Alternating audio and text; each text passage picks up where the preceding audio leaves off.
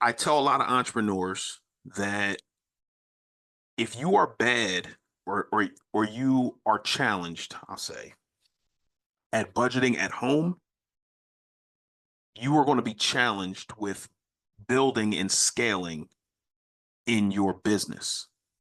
Because if your money's going everywhere at home and you think that you're going to start a business and your money's just going to magically grow, your business is going to scale.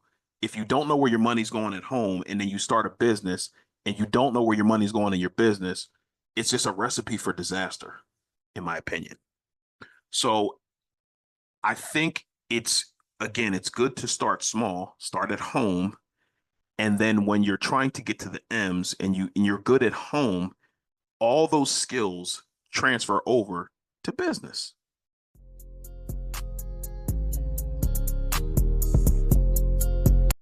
Hey, family. This is Che Willis coming back with another episode of Wealth is a Journey podcast. Guys, this is episode 85.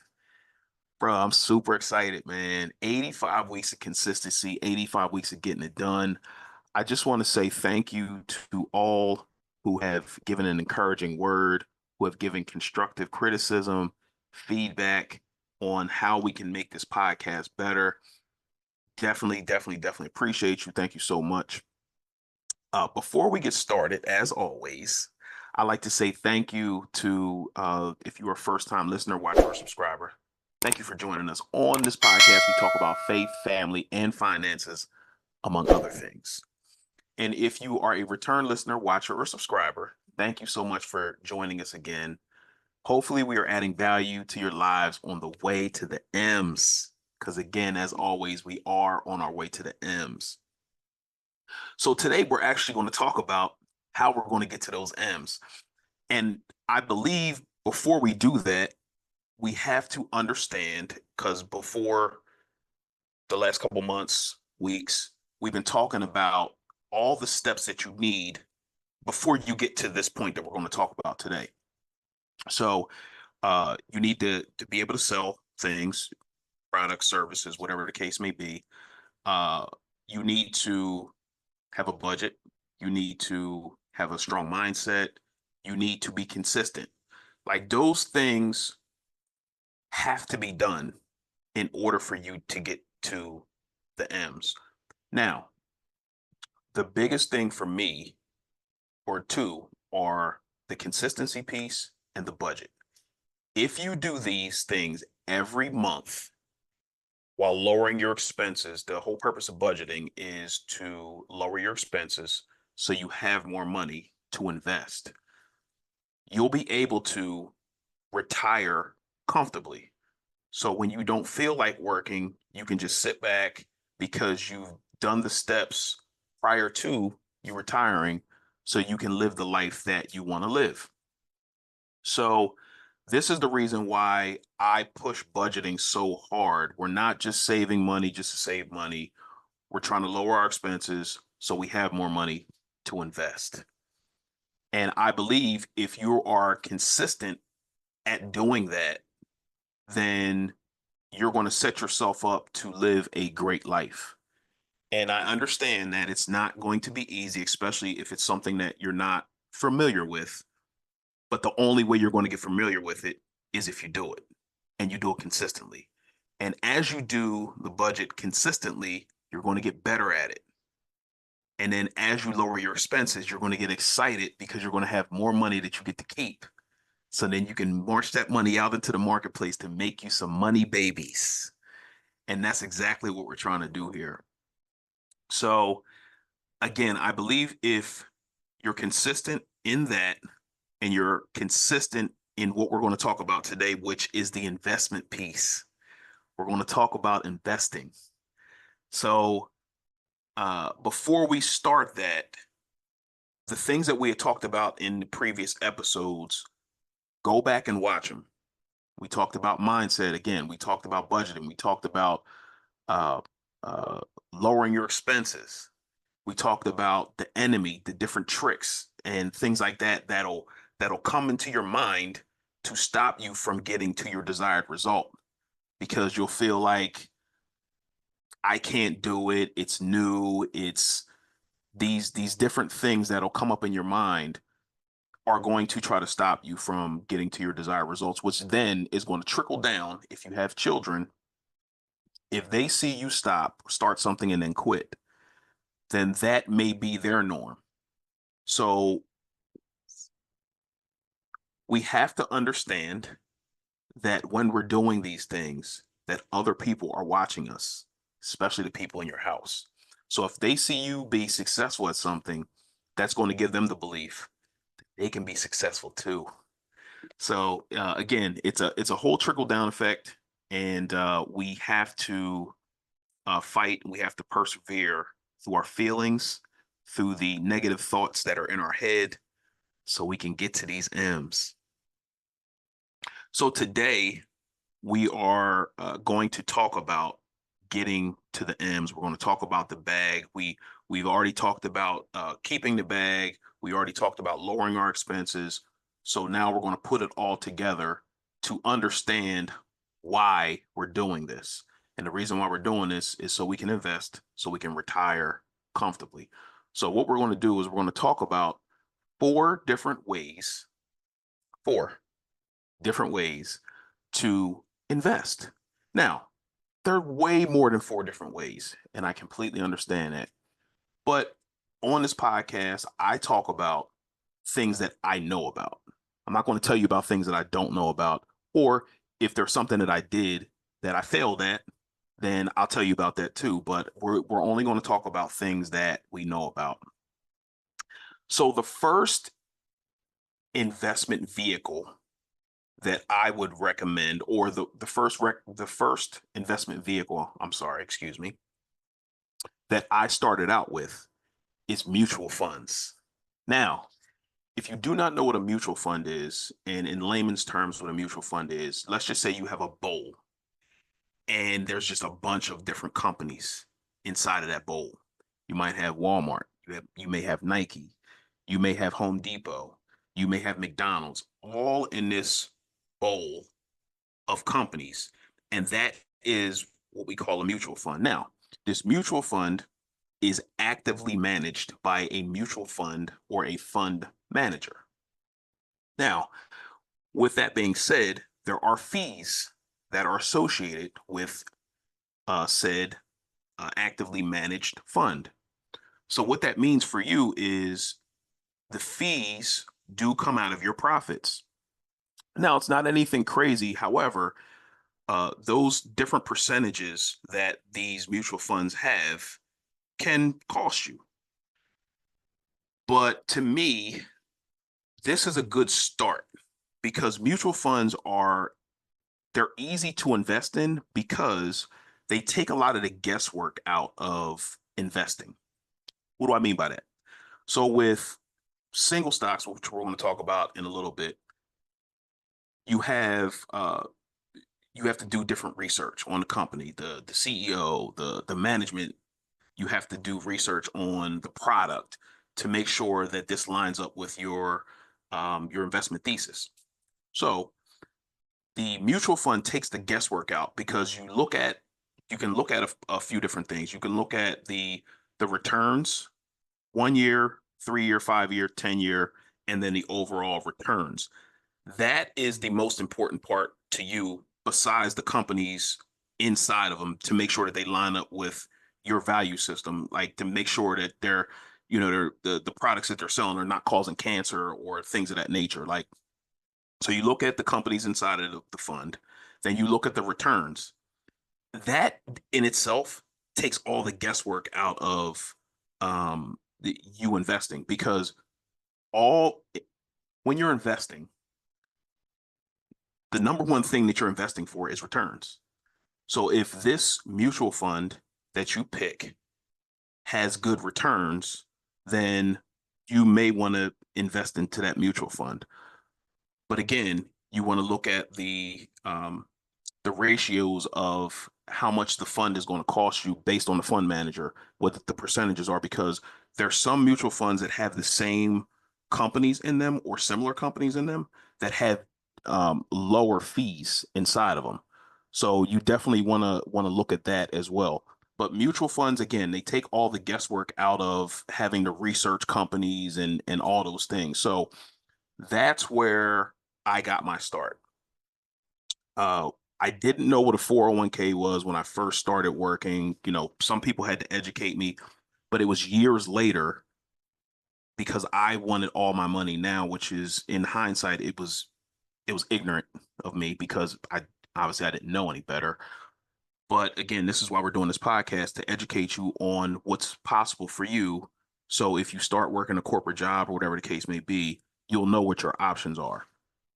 So a lot of 401ks, they have options for you investing in the company that you work for, and they have options for investing in mutual funds. So picking the right mutual fund can can be the difference of you making, millions of dollars or thousands of dollars because you have to pick the right one based on the return. So those are a couple different tips on mutual funds. Number two, ETFs. ETFs are exchange traded funds.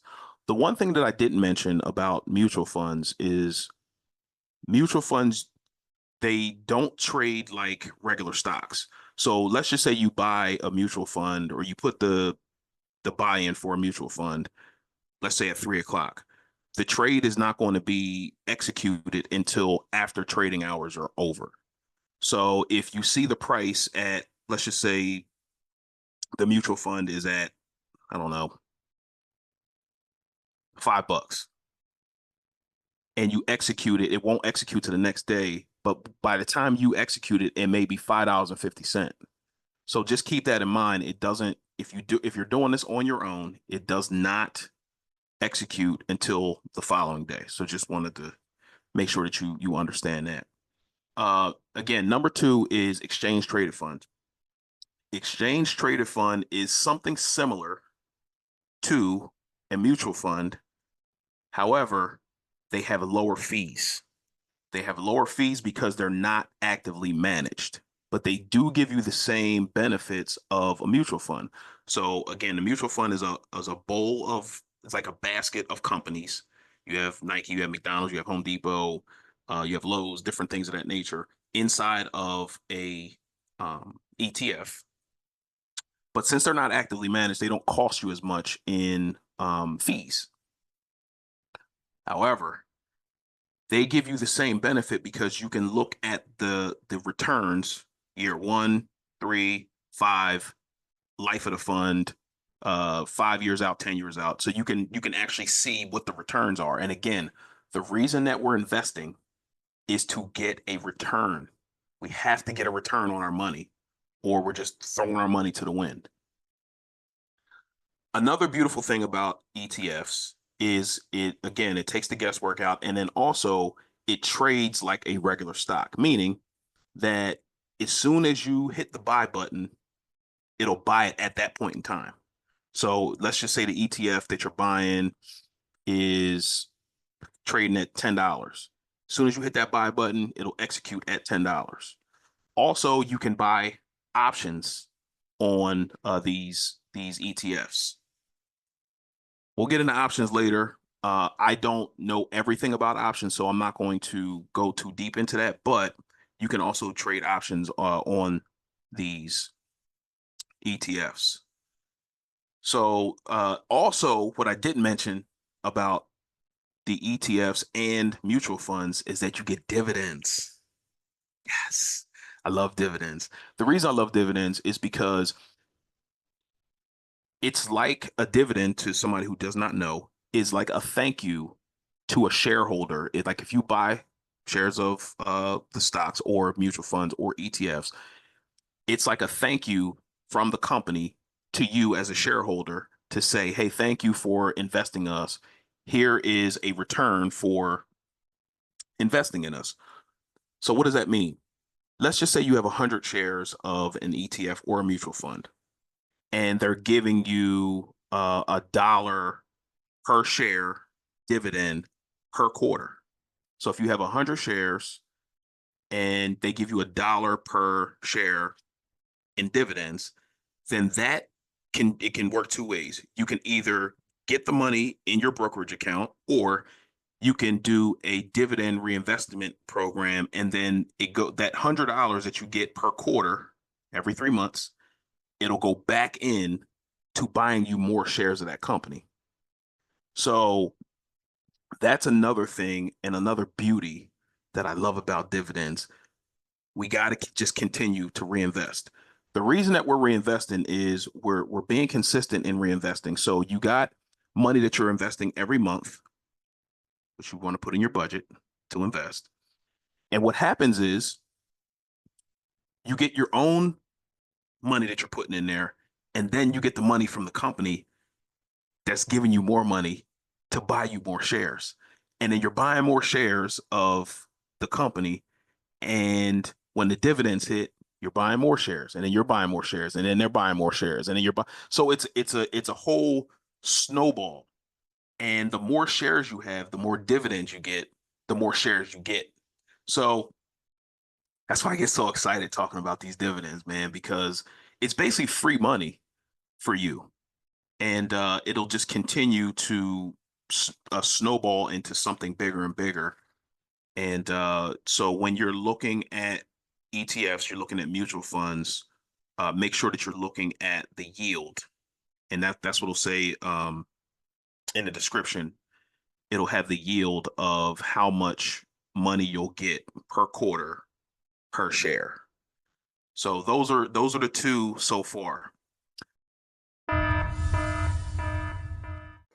My name is Che Willis from Wealth is a Journey, and I help families living paycheck to paycheck live the life that they want to live through budgeting and investing. And I understand the word budgeting can be scary. However, what we're doing is we're lowering your expenses so you can have that money make you more money. And I also understand that giving your financial information to a total stranger is very scary as well. So what I've done is created a digital product on my website to take the fear completely out. You don't have to give your information to me or anybody else for that matter. The digital product gives you step by step on how to set up a budget, why budgeting is important, so you can get to living the life that you want to live starting today. So go to wealthisajourney.com. Again, wealthisajourney.com to start living the life that you deserve. Number three. Number three is single stocks. Now, if you are a beginner investor, I would say that mutual funds or ETFs are going to be the way to go. The reason I say that is because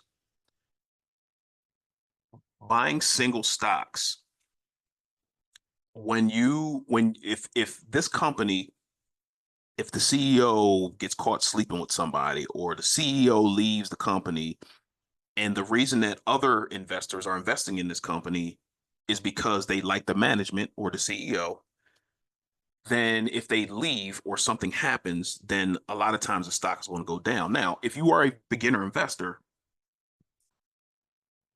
the worst thing that you can see is you invest in your money and then the account goes down.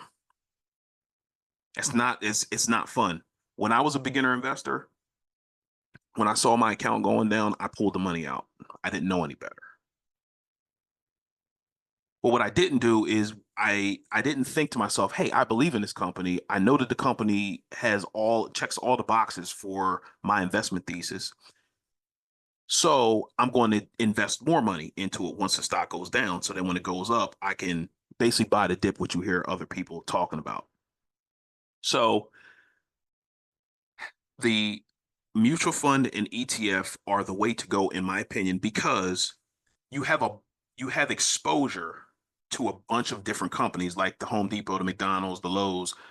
So if Lowe's has a bad day in the market, then McDonald's and Home Depot and all the other companies that you have exposure to in these mutual funds and ETFs, if they have a good day, it's not going to drag your account down because all of the other companies are lifting the bad company up, if that makes sense.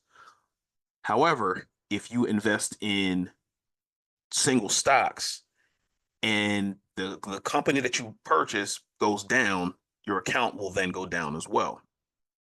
So I believe that buying single stocks is something that you need to maybe do later until you get comfortable with the market, the trends, what you're seeing in your portfolio, meaning that if you see your mutual fund and or ETFs going down or up, then you can look inside of it and then see what companies that you have exposure to. And then if you have exposure to say an Apple or something like that, you can see, hey, Apple had a good day. Then you can look back at your mutual fund or your ETF and see that your ETF had a good day as well. Like ETFs and mutual funds are going to help you identify what companies are good because there's a bunch of different companies in those ETFs and or mutual funds, and you can pay attention to what's going on in the market, and then refer back to your ETF or your mutual fund, and then start buying single stocks. I would not buy single stocks immediately. It's my personal opinion, just because I know how it feels to see your account going down, and then you pull the money out as a new investor. It's not a good feeling. So those are my 2 cents on stock market opportunities. I invest now in mutual funds at my job. I was investing in mutual funds on my own until I got introduced to ETFs. Now I'm investing in ETFs and then also single stocks. So I invest in the two ETFs now, on my own anyway. Invest in ETFs and single stocks. So those are the features and benefits of all three of those items. Now, my first love now we're going to talk about is real estate. Love me some real estate. The first time I got introduced to real estate, for those who do not know, I was 8 years old. I was my dad used to come pick me up, and we used to ride downtown. We see all the nice buildings and things of that nature. One day, before we went downtown to Philadelphia, he pulled over and said, "Hey, I'll be right back." Ran into the house, came back out the house, and he had so much money in his hand. And I'm like, "Yo, where did you get all this money from?" And I thought that he had robbed the people in there. And he was like, "Yo, these people pay me to live here." And that was my first introduction to real estate. So from that point on, I always wanted to own real estate because I thought it was just cool to own something that you don't live in, that people can live in, and then pay you money to live there. I just thought that that was cool. So I always wanted real estate. So ended up getting into real estate, and within my budget that we talk about all the time, ended up buying the real estate with other people's money. Realized that, hey, if I pay my expenses down, which is the mortgage, then I get to keep all of the money that I make. So what that means to you is if you do own real estate or you're looking to get into real estate, then think about what your budget looks like and how can I pay this property down and then off so I get to keep all of the money. So the if you're looking to get into real estate, if you're looking to be a millionaire, if that is your goal, if that is one of your bucket list things, to me, real estate will help you get there the fastest. The reason I say that is because real estate, one of the beauties about real estate is that for the most part, they're always going to appreciate. As long as you keep the property up, it's always going to appreciate. So if you buy a house, the same house that you bought in, say, 2010 is not the same price as it was in 2010 that it is now. So the property, for the most part, will appreciate. Then you have rent. So it's kind of like a stock, right? You own this asset, and then you're pulling a dividend out every month in rent. So you have the asset that you still own. Let's just say the property is now $100,000, and then you're pulling. Let's just say the rent is $1,000. You're pulling out a 10% yield every month. And then you can do whatever you want to do with that money. Now, the beautiful part is if you lowered all of your expenses and you get to keep all the money, you can reinvest that money if you don't necessarily need it to fund your lifestyle. So hopefully that's the case. And what that money is going to do, it's going to allow you to retire comfortably later on. So when we're setting up our budget, when we're investing, we are doing this now so we can live a comfortable life later. So real estate to me is the best way to build wealth. Again, in my opinion. Now, if you want to get sophisticated, you can and you understand like the stock market, or you're just a beginner in the stock market, you can take those profits from your real estate and then reinvest it back into the stock market to make you more money. So if the stocks go up, you're getting dividends, you're pulling the dividend out from the house, you're reinvesting it back into the stock market to make you more money, and then you're getting dividends from the stock market, you're getting dividends from the houses. Like it's a whole trickle down effect to build the wealth that you're trying to build. Now, what I will tell you about real estate is that it's not for the faint at heart, meaning that if you don't have a property management company, or even if you do have a property management company, you may get phone calls at 2 o'clock in the morning. You may get phone calls when you are away on vacation, or you may get phone calls at if you're at your son's birthday or your daughter's birthday party or whatever the case may be. You may get those phone calls. So you have to be ready for those things to happen. Now, when we talk about budgeting, I believe that the same way you have an emergency fund on your regular property, you need to have an emergency fund for your rental property as well. Because there's nothing worse than something going wrong at the property and you don't have the money to fix it. Now, I just had something go wrong at a house that involved me and another house, and it was causing my tenant issues. Now, did I have the money to fix the thing myself? Yes and no. If I fixed the thing immediately, then it would have probably wiped me out as far as like the emergency fund that I had. So it's very, very important to have an emergency fund or enough money to be able to take care of whatever issues that go on. But what I'll tell you is if you do have it, it just makes you being a landlord, and it makes the job of being a landlord a lot easier if you have the funds to take care of whatever comes along. So you got to be able to stomach those those times. Um, but the real estate piece is my first love because of the story I just told you. And again, that is the fastest way, in my opinion, to build wealth, especially if you're doing the right things with the money. Because the whole purpose of being able to keep the money is to make that money make you more money. And if you can do that and do it consistently, then you're going to be up a lot faster than you even know. So these are the four vehicles that I use to build wealth. Now, is that the end all be all? Absolutely not. But these are the four things that I'm comfortable with, the four things that I've been doing for years that is helping me get to my desired result, which is financial freedom and wealth building. And I'm going to go over them again. Mutual fund, number one. Number two is ETFs, exchange traded funds. Number three, single stocks. Number four is real estate. These are the four things that's going to help you to build the wealth that you're looking to build. However, we want to make sure before we do these things that we are good budgeting home first.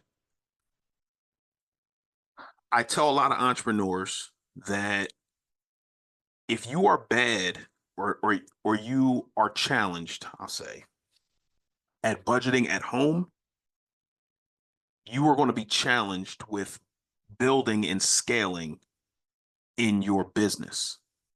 Because if your money's going everywhere at home and you think that you're going to start a business and your money's just going to magically grow, your business is going to scale.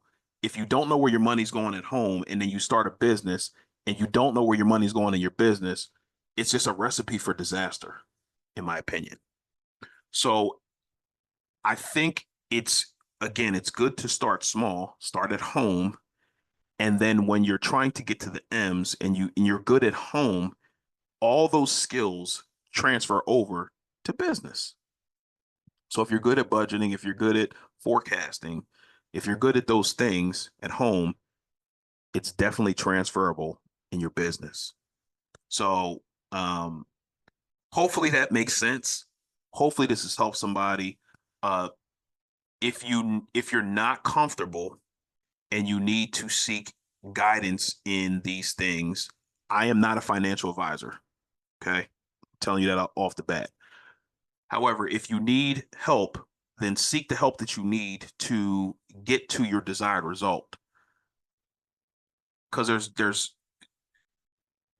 time is going by fast. And you may have the idea like, oh, okay, well, I'll start tomorrow. And a lot of times tomorrow never comes. So I would encourage you to start now.